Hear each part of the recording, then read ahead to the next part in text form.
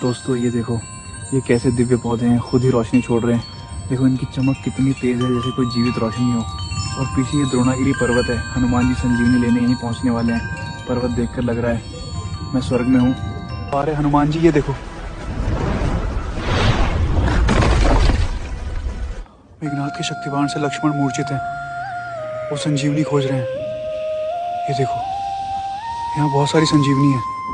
और दोस्तों मैं भाग रहा हूँ।